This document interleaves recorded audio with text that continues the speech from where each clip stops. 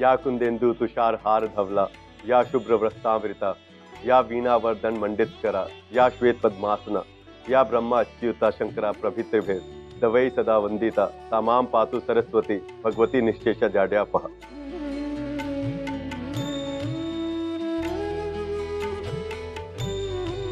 इस सरस्वती वंदना के साथ मैं विशाल कंवर भोर भक्ति में आप सभी का स्वागत करता हूं। आज बसंत पंचमी, बसंत वैदिक कालीन पर्व। ये पर्व माघ शुक्ल पंचमी या बसंत के नाम से भी विख्यात है। बसंते ब्राह्मण उपनयन। इस जनश्रुति के अनुसार आदिकाल में इस पर्व पर ब्राह्मण बालकों का उपनयन कर उन्हें महर्षि अपने विद्यापीठों में शिक्षण के लिए प्रविष्ट किया करते थे। किंतु आज के युग में बसंत उत्साह और उमंग का पर्याय हो चुका है। बसंत का नाम सुनते ही मन में उल्लास का आभास होने लगता है। उमंग भरे रंगों की छटा अपने आप बिखरने लगती है। ये हर्षमय ऋतु संबंधी पर्व भारत के सभी वर्गों में विविध रूपों में मनाया जाता है। ज्ञान और विद्या के लिए उत्सुक लोगों में ये दिन सरस्वती पूजा का महान पर्व है। इस अवसर पर बिना पुस्तक धारिणी भगवती शारदा मैया की पूजा का प्रचलन है। पूजा के साथ ही साथ संगीत, नाटक आदि कलात्मक विद्याओं द्वारा मां शारदा की आराधना भी की जाती है। ये परंपरा प्राचीन काल से चली आ रही है। तो आइए हम सबसे पहले मां सरस्वती की आराधना के लिए एक भजन सुने। मैं आपको बसंत का वृतांत बता रहा था। भगवान श्री कृष्ण इस बसंत के अधिष्ठाता देवता रहे हैं। बसंत के दिन ही उन्होंने देवी सरस्वती को वरदान दिया था। ब्रह्म वैवर्त पुराण के अनुसार आज के दिन ये महान घटना घटी। इस अवसर पर गोपियां कृष्ण को केंद्र बनाकर उनकी पूजा करके उनके समक्ष नृत्य करती रहीं। प्राचीन काल में बड़ी बड़ी विद्वत गोष्ठियों का आयोजन ग्राम सभाओं और राज दरबारों में हुआ करता था। कम या अधिक आज भी ये परंपरा जीवित है। इन गोष्ठियों में ग्रंथकार, लेखक, छंदकर्ता, कवि, नाटक प्रणेता तथा गुणवंत शब्दधनी अपनी अपनी कृतियों को जनता तथा विचारकों के समक्ष उपस्थित किया करते थे। आलोचना परीक्षण के बाद सभी पुरस्कृत किए जाते थे। आपको जानकर सुखद लगेगा कि कभी कालिदास और भवभूति आदि महान नाटककारों के नाटक ऐसे वसंतोत्सव पर्व पर ही जनता के समक्ष उपस्थित किए गए थे। भारत में स्वस्थ परंपराएं सदैव गतिशील रहती हैं। आज भी बसंत के दिन हम लोग ऐसी ही ज्ञानवर्धिनी कलाओं को संरक्षण देते रहते हैं। जो भी पर्व हमें अच्छाई की ओर ले जाए उसे निश्चित रूप से मनाना चाहिए। ये मंत्र आजमाइएगा जरूर। मूल रूप से बसंत गृहस्थों के लिए आमोद, आनंद और उल्लास का पर्व। इस अवसर पर तो स्वयं प्रकृति भी नव विकसित पुष्पों का रंगीन आंचल और खिली हुई पीली सरसों की बासंती साड़ी धारण कर आनंद विभोर होकर झूम उठती। हर कोई बसंत में अनंत हर्ष से भर जाता है। जब प्रकृति प्रफुल्लित हो तो मन कैसे हुर्षित नहीं होगा। प्रकृति के अनुकरण पर सभी लोग पीले पीले वस्त्र धारण करके परस्पर गले मिलते हैं और एक दूसरे का अभिनंदन करते हैं। स्त्री, पुरुष, बालक, युवा और वृद्ध सभी के चेहरों पर इस दिन प्रसन्नता और गर्व में उल्लास की एक अपूर्व झलक देखी जाती है। मन अपने आप गाने लगता है, आयो बसंत मन हर्षायो बसंत। युवक रंगों की अलबेली प्रभा से भरकर अपने जीवन को निखारते हैं। वे अपने मन से इस दिन अपने भविष्य का आवाहन करते हैं और पृथ्वी सरसों के खेतों से हटी पड़ी रहती है। महान कवि खुसरो ने बसंत का स्वागत ऐसे किया, सकल बन फूल रही सरसों। आप भी बसंत का स्वागत कीजिए। होली का वास्तविक आरंभ बसंत से ही हो जाता है, क्योंकि बसंत के दिन गुलाल उड़ाया जाता है। ये गुलाल प्रकृति अपने आप उड़ाती है और समाज प्रकृति की देखा देखी पर। इसलिए बसंत को सभी ऋतुओं का राजा अर्थात ऋतुराज कहा गया। इसके आगमन के साथ ही सर्वत्र सुख शांति छा जाती है। अन्य ऋतु अपने प्रभाव से प्राणियों को जो उल्लास नहीं दे पाती, वह उल्लास बसंत देता है। गर्मी की झुलसाने वाली लू, जाड़े का मन को कंपा देने वाला हड़कंप शीत और वर्षा की उत्पातकारी झकोर झड़ियां बसंत में अनंत सुखकारी हो जाती है। बसंत इस तरह के किसी भी प्राकृतिक उठापटक से मुक्त है। ऋतुराज बसंत का प्रभाव मन और तन को सब प्रकार से उन्मुक्त करता है। जैसे पतंग उड़ती है, मन वैसा हल्का हो जाता है। बसंत सब प्रकार के दोषों से हमें मुक्त करता है। समाज का एक बड़ा भाग बसंत को धार्मिक आध्यात्मिक रूप से भी मनाता है। शास्त्रीय विधियों के अनुसार बसंत पंचमी पर ज्ञान की देवी सरस्वती के साथ देवी लक्ष्मी समेत भगवान विष्णु का भी पूजन किया जाता रहा। हमें भी ये पूजन करना चाहिए। बड़ी सरल उपासना बताई गई। प्रातःकाल तिल का तेल लगाकर स्नान करें, फिर पीले वस्त्र धारण करके लक्ष्मी समेत भगवान विष्णु के मंदिर में जाकर अबीर, गुलाल, गंध, पितपुष्प, दीप नैवेद्य से उनका अर्चन पूजन करिए। उनके सामने नए रागों रागनियों को प्रस्तुत करिए। नारायण और लक्ष्मी को अबीर गुलाल अर्पित करने की इस परंपरा को हमें भी जारी रखना चाहिए तथा उनके सामने गायन वादन के सुंदर आयोजन भी करने चाहिए। कुछ धर्म शास्त्रियों के मतानुसार इस तिथि को रति एवं कामदेव का भी पूजन किया जाता है। ध्यान रखें, बसंत पंचमी के दिन व्रत उपवास का कोई विधान नहीं, किंतु देव पूजन तक भोजन नहीं करना चाहिए। गांव तथा नगरों में होलिका दहन के लिए जलाने के उद्देश्य से रेड़ अथवा वांस आदि का पेड़ बसंत के दिन ही चुना और लगाया जाता है। होलिका दहन के लिए लकड़ी इत्यादि का प्रबंध बसंत के दिन से आरंभ करने की प्रथा है। तो चलिए हम भी गुलाल उड़ाकर होली का आरंभ करते हैं। सुनते हैं ये रंग भरा गीत, बनाते हैं रंगों को जीवन का मीत। प्राचीन काल में बसंत पूरे माघ महीने मनाया जाता था। प्रत्येक घर में बारी बारी सामूहिक भोज हुआ करते थे। जिस गृहस्थ के घर आयोजन हुआ करता था वह अन्य लोगों के शीश पर सरसों का फूल अर्पित करके स्वागत और पूजन करता था। उसके बाद एक साथ पंक्ति में बैठकर भोज हुआ करता था। भोज के बाद नवविवाहित जोड़ों का अभिनंदन किया जाता था। उनको वहां एकत्र समाज में गीत संगीत प्रस्तुत करने के लिए कहा जाता था। ये क्रिया एक प्रकार से उन जोड़ों का सामाजिक प्रवेश माना जाता था। आज के व्यस्त युग में हम अगर ये सब ना कर पाए तो सरसों के फूलों को अपने परिजनों और पड़ोसियों पर अवश्य अर्पित कर सकते हैं। किसान गेहूं और जौ को भूनकर गुड़ घी के साथ खाते थे। हम ये भी कर सकते हैं। हम बसंत के स्वागत में जो कुछ कर पाए हमें करना चाहिए। कोई भी नया काम शुभ समय मानकर इसी दिन आरंभ किया जाता है। ये मान्यता रही कि बसंत को आरंभ किया गया कार्य उत्साह के साथ आगे बढ़ता रहता है। आप इस मंत्र को आजमाइएगा जरूर। सुनिए ये गीत, घोर भक्ति भरे मन में शक्ति। भजन की श्रृंखला में आप सबका फिर से स्वागत है।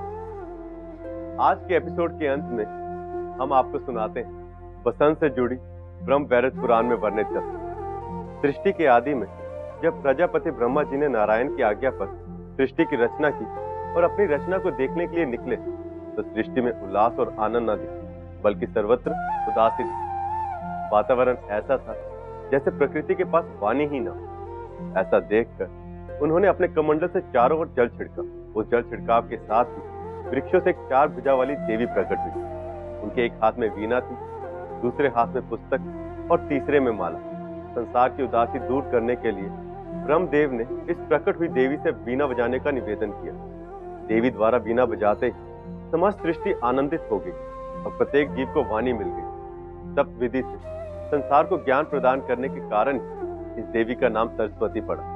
तब से लेकर आज तक बिना पुस्तक धारिणी सरस्वती देवी आह्लादित और ज्ञान में जीवन की अधिष्ठात्री देवी बसंत पंचमी के दिन प्रकट हुई थी और संसार को आह्लादित किया था। इसलिए बसंत पंचमी के दिन सरस्वती पूजन अनिवार्य है। आज की प्रार्थना में बस इतना ही। बसंत पंचमी से जुड़ी हुई कुछ और कथाएं कल के अंक में प्रस्तुत करूंगा। या श्रद्धा धरना मेधा भगदेवी विधि वल्लभा भक्ता जी वग्रा साधना श्यामादि गुणदायिनी घोर भक्ति।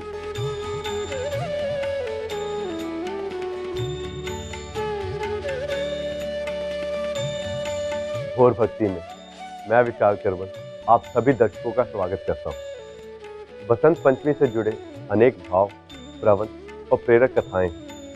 आपने शबरी का नाम तो सुना ही होगा। वही वनवासिनी प्रभु श्री राम की उपासिका जिसने प्रेम की ऊंचाई पर जाकर श्री राम को अपने जूठे बेर खिलाए। उसे श्री राम जी बसंत पंचमी के दिन ही मिले थे। लंकेश दशानन रावण ने जब माता सीता का हरण कर लिया था और श्री राम जी भ्राता लखन के साथ उनकी खोज में वन वन भटक रहे थे, तब वह शबरी की कुटिया पर भी पधारे।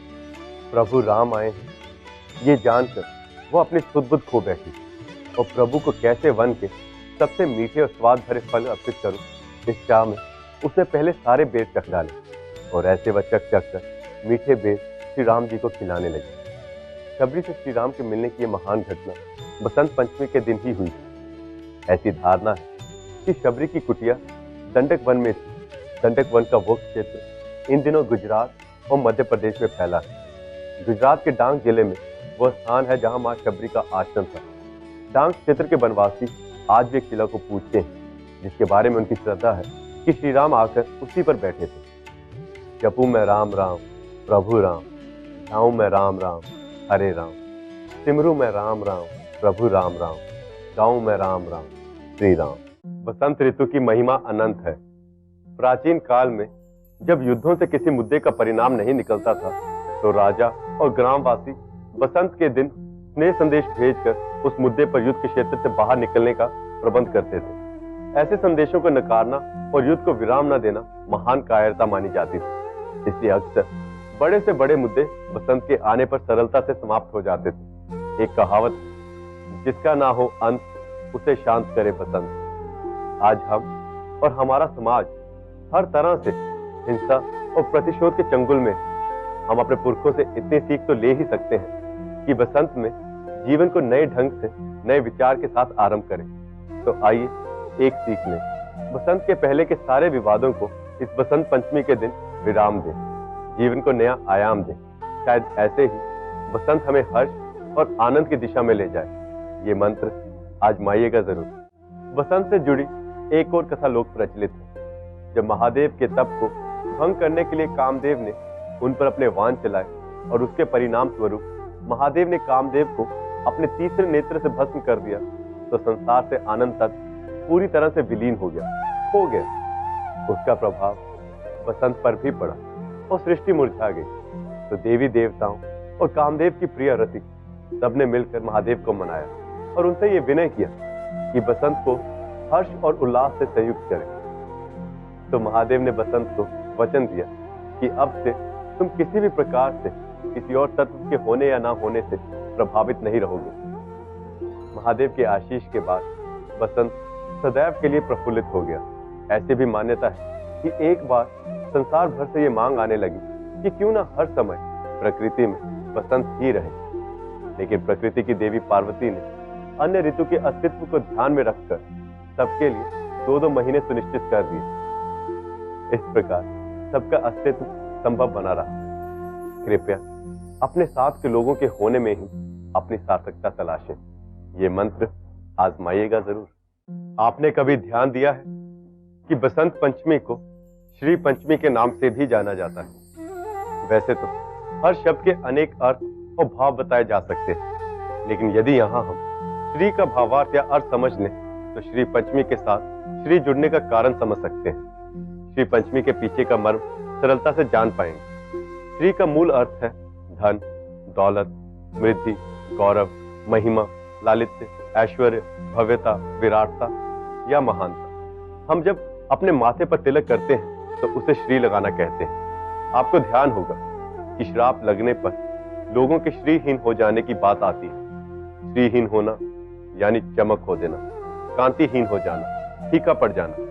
जबकि बसंत में सृष्टि श्री से ही संयुक्त हो जाती है। बसंत संसार को पंचमी के दिन श्री से सज्जित कर देता है। हम जिसे बहुत मान देते हैं उसके नाम के आगे श्री जोड़ते हैं, जैसे कि श्रीमान, श्री राम, श्री रामचरितमानस, श्रीमद् भगवत आदि आदि। इसलिए बसंत पंचमी को श्री पंचमी भी कहते हैं, क्योंकि बसंत के दिन सृष्टि का ऐश्वर्य उससे जुड़ जाता है। मान देने के लिए श्री जोड़ते रहे। ये मंत्र आजमाइएगा जरूर। घोर भक्ति भरे मन में शक्ति। अंतराल के बाद बताऊंगा बसंत को ऋतुराज की मान्यता कैसे मिली। बसंत पंचमी पर देवी सरस्वती की पूजा तो करते ही हैं, उनके अतिरिक्त अन्य देवों की भी सविधि पूजा का संदर्भ मिलता है। बसंत पंचमी के दिन शीत ऋतु को भावभीनी विदाई देकर बसंत ऋतु का आरंभ होता है। इस दिन देव पूजा अर्थात महादेव पूजा करते हैं। रति मदन पूजा अर्थात कामदेव के साथ रति की पूजा, प्रकृति पूजा और भगवान श्री कृष्ण की पूजा भी होती है। लेकिन सबसे अनोखी बात है कि बसंत के दिन स्वयं बसंत की भी पूजा की जाती है। इस पूजा का चलन अन्य 5 ऋतुओं ने मिलकर आरंभ किया। एक बार जब सभी ऋतुओं में इस बात को लेकर संघर्ष लगा कि उनमें श्रेष्ठ कौन है, तो सबने अपनी शक्ति और गुणों का प्रदर्शन किया, लेकिन सब में कोई न कोई कमी रही। सबसे अंत में बसंत ने अपने गुण दिखाए। उन गुणों का ग्रीष्म, हेमंत, शिशिर, शरद, वर्षा सब पर ऐसा प्रभाव पड़ा कि सबके सब बसंत की जय जय करने लगे और बसंत को अपना राजा मान लिया। इस प्रकार बसंत को ऋतुराज की मान्यता मिली और सृष्टि में बसंत के ऋतुराज होने का दिन एक उत्सव रूप में आने लगा। पुराणों में माघ शुक्ल पंचमी के दिन पूजा का विधान क्रम इस प्रकार बताया गया है। सबसे पहले पूजा की वेदिका पर वस्त्र बिछाकर अक्षत और अष्टकमल दल से उसे अलंकृत करना चाहिए। उसके बाद वेदिका के अग्र भाग में गणेश और पृष्ठ भाग में बसंत का स्थान बनाकर गेहूं और जौ की बाल के पुंज स्थापित करें। फिर सबसे पहले श्री गणेश का पूजन करना चाहिए तथा उन पर अबीर आदि के पुष्पोपम छींटे डालकर बसंत के समान रंग बिरंगा बनाना चाहिए। फिर कामदेव का ध्यान करके फल फूल आदि अर्पित करें। देश के अन्य कई क्षेत्रों में पूरा माघ महीना स्नान पूजा तथा जागरण के लिए प्रसिद्ध है। इस महीने माघ पंचमी का त्योहार बड़े उत्साह से मनाया जाता है, जिसमें लोग वाद्य यंत्र बजाते हुए गेहूं और जौ के हरे भरे पौधे अर्पित करते हैं और उन्हें गोबर के साथ घर के दरवाजों पर चिपकाया जाता है। इस अवसर पर जो गीत गाया जाता है उसमें जौ की हरियाली को देवताओं को अर्पित करने की भावना व्यक्त की जाती है। एक गीत इस प्रकार है, जो लो पंचनाम देवता जो लो पंचमी का न्योता। आप भी बसंत का स्वागत करें। भोर भक्ति जारी है। हम आते हैं एक नई प्रार्थना के साथ और जानेंगे माघ मास के शुक्ल पक्ष की पंचमी को बसंतोत्सव क्यों मनाते हैं। भोर भक्ति की इस प्रार्थना में एक बार फिर से आप सबका स्वागत है। अंत में ये एक प्रश्न स्वाभाविक रूप से उठता है कि बसंत का आगमन तो चैत्र मास से होता है, तो फिर माघ मास के शुक्ल पक्ष की पंचमी को बसंतोत्सव क्यों मनाया जाता है। एक पुराणकार ने इसका समाधान यूं निकाला है कि जब ऋतुओं में श्रेष्ठता का संग्राम छिड़ा और बाकी के ऋतु बसंत से पराजित हुए, तो सभी ऋतुओं ने अपनी अपनी अवधि से 8-8 दिन बसंत को ऋतुराज मानते हुए दिए। उन पांचों से मिले दिनों का कुल योग 40 दिन निकलता है, जो चैत्र प्रतिपदा के 40 दिन पूर्व माघ शुक्ल पंचमी को आता है। इस प्रकार बसंत ऋतु की पूजा या बसंत को माघ मास की पंचमी पर करते हैं। वैसे भी ये मान्यताएं और हमारी संस्कृति का एक बड़ा भाग मान्यताओं पर आधारित है। उन सब के लिए तर्क खोजना अनुचित है। हमें कभी तो तर्क के स्थान पर श्रद्धा और स्वीकार के भाव से आगे बढ़ना होगा। हर मान्यता की परीक्षा तर्क वितर्क की कसौटी पर नहीं करनी चाहिए। कहा भी गया है, अति तर्क हमेशा करता है बेड़ा गर्क। तो आनंद से मनाएं बसंत। आपके लिए हमारी शुभकामनाएं। अनंत। भारत में प्रेम रस बहुत प्राचीन काल से चला आ रहा है। कल हम देखेंगे भगवान के प्रेम रस की लीला।